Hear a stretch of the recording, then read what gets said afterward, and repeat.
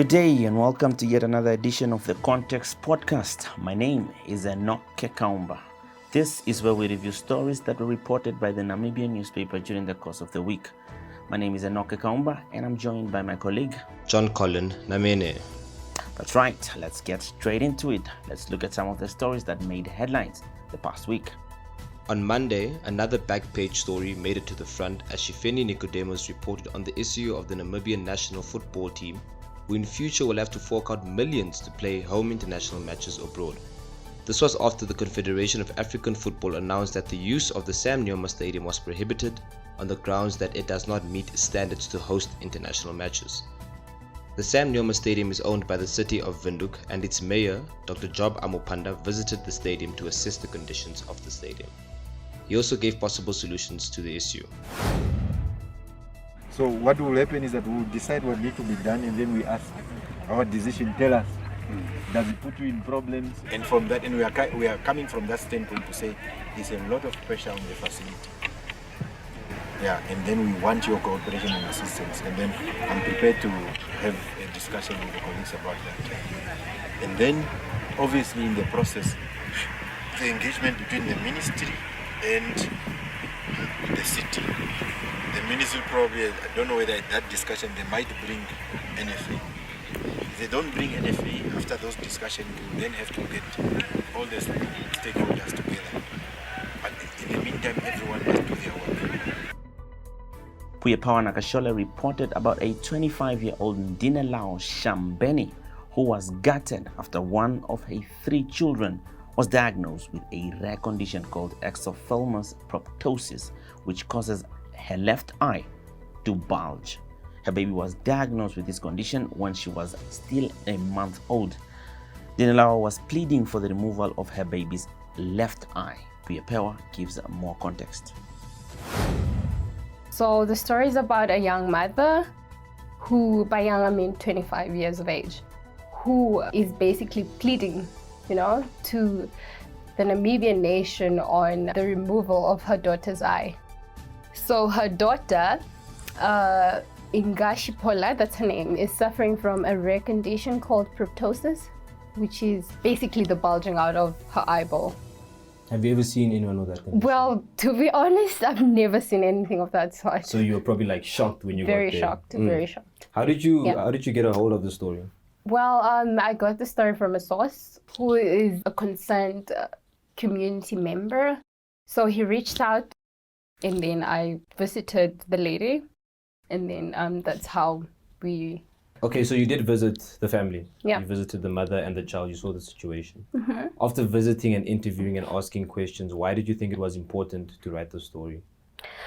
Well, first of all, if you know me, you know that this the kind of stories that I usually cover. Yeah, I have passion for reporting on community stories. But what triggered me more to take up this story was when I visited her. This was something I've never seen before, because it's like her eyeball literally about to fall out. That's how it seemed. I immediately thought she needed help. She needed a doctor. She needed immediate medical help. You mentioned that it triggered you when you saw the daughter. Yeah. What were your personal feelings about the situation? I mean, I'm sure when you got there was a sight that is very unfortunate, and it wasn't pretty to see, I imagine. How did you personally feel after leaving that house? Well, the story is very sad. It's quite sad. I remember because I visited this family on a Saturday, and I immediately wanted the story up just on that day. It really was touching. So you sympathized with the family? I did. What do we hope to see after the story has been published? First of all, I hope for the best. I hope that she'll finally get to remove the eye and get an artificial one, as the mom is pleading for. But I definitely think that there is hope, because I had quite a couple of people reached out to me saying that they want to help. I have doctors called in saying that they want to help the young mother. And so far, currently, as we're speaking, she's undergoing some screenings to see when the operation is going to take place. Have you been there or contacted the mother to get an update on the situation after you wrote the story? Yes, I did. She has hope. She's excited, that something is finally being done. Seeing that you covered the story and now you raised awareness about it, people with this condition, how would you advise them to get assistance in this condition? Like, do you tell them to go to a private doctor? Do you tell them to raise funds? Do you tell them to go to the public health hospitals? What advice would you give people suffering from this condition and a similar condition? My advice is to go to a state hospital. That's if you cannot afford a private hospital, because this treating these conditions can be quite costly. So my advice is you go to a state hospital, because such critical conditions are usually treated for free.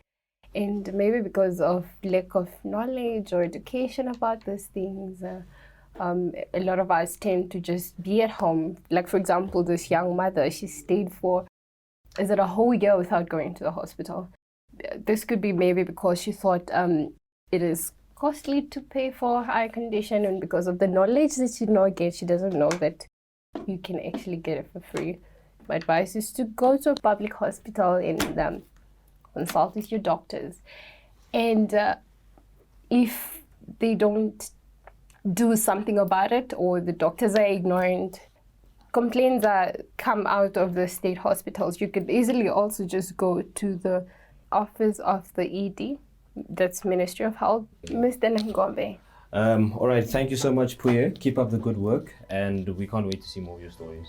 Thank you very much for having me. While the workers at the national broadcaster NBC continue to be on strike this week, their chairperson Lazarus Jacobs said the workers who are on strike may be risking a hostile working environment. He requested workers through the Namibian Public Workers Union to end the strike and return to the negotiating table. Jacobs referred to President Hage Gengob's popular statement that when, and I quote, diplomacy fails, people go to war. The workers are demanding an 8% pay rise and an increase in transport, accommodation, and medical aid allowances. A group of former Plan fighters have accused SWAPO leaders of singing long and lofty songs at their funerals, but failed to take care of them while they are still alive. The headline in this story is a very interesting one. We are treated like a used condom.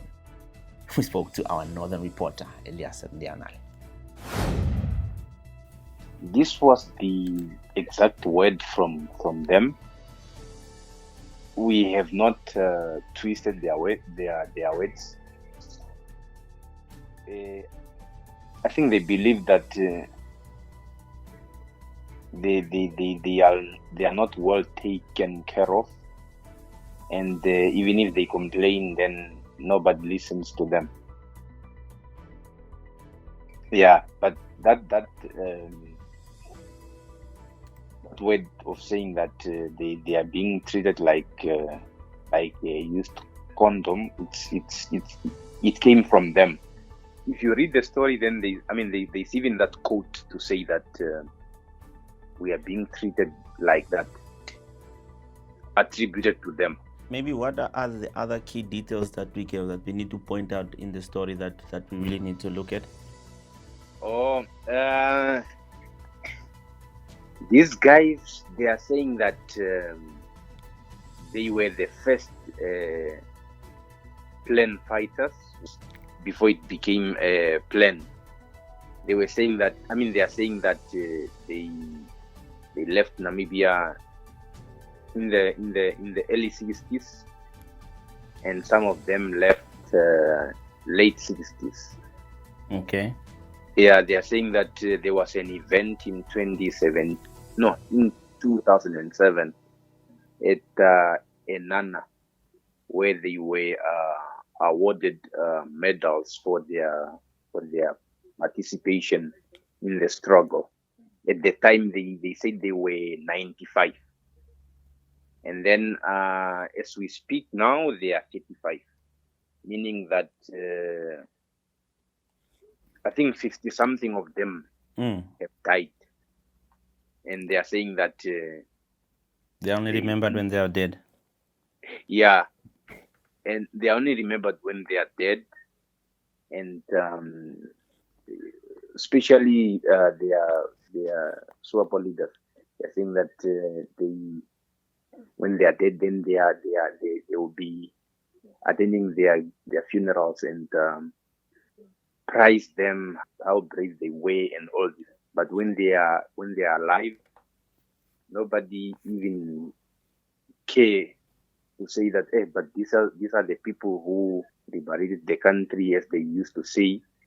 People are eating alone. That is what they are saying.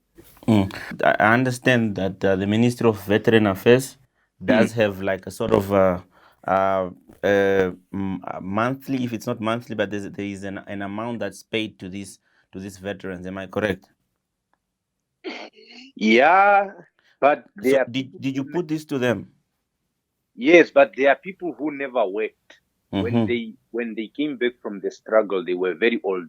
Okay. They were above 60 years, and only now, I think after 2008, they started getting. Some of them are getting 6,000. Some I heard they are getting 3,000. I don't know now which group gets 3,000, but they said that most of them are getting 6,000 a month from the ministry. Okay. Yeah, they are saying that that's the only benefit that they get. Now, okay, imagine now somebody who joined the struggle maybe when they were 40, when they were in their 40s, and then they spend all their youthful years in the struggle. And then when they came back, I mean, they couldn't work because they were too old. I mean, to some extent, I believe that maybe they deserve better. Maybe they are what they are asking for is genuine. Let's look at the importance of the story. Why was it important for you? Yeah. Firstly, it was for us to inform the nation on what is happening. Secondly, was to put it out there that, hey, but there are these people, even if they are getting this small amount of money per month, they are still complaining. Yeah, because people are saying that, especially our audience are saying that, no, but these guys, they were given 50,000, some of them 200,000, but they are still complaining. Yeah, now imagine now if somebody has not worked for maybe 30 years, and then you give them 50,000, they have a lot of problems. And this is someone who has never done anything in their life except fight for the country. Sorry? Fight for the country. Yes.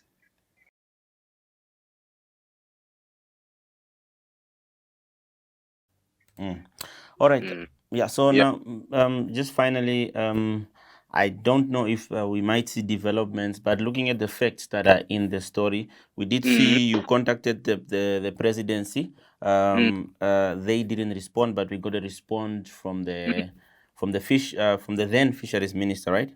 Mr. Albert Kawana, who said they are not neglected and that there are fishing quotas that are supposed to be allocated to them are being sold so that they can make money for them. I mean, looking at putting that into context as well, the fishing ministry has been one that hits controversy.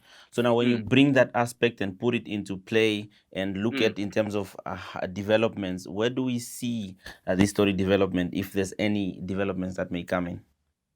I think, there's if you read the story, there's a comment from the SWAPO Secretary General. Yeah. Inviting them to her office.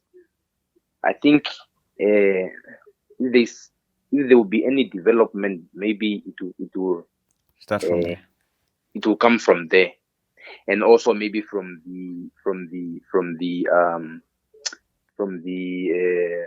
auction. Okay. Maybe we don't know now how much government is going to get from the auction, because they are already complaining that no, that auction is an insult to them. Okay. Yeah. All right. I'm sure you'll look out for any developments in this story. Yeah. All right, man. Thank you very much. Keep up the good work at the North. Okay, thank you very much. All right.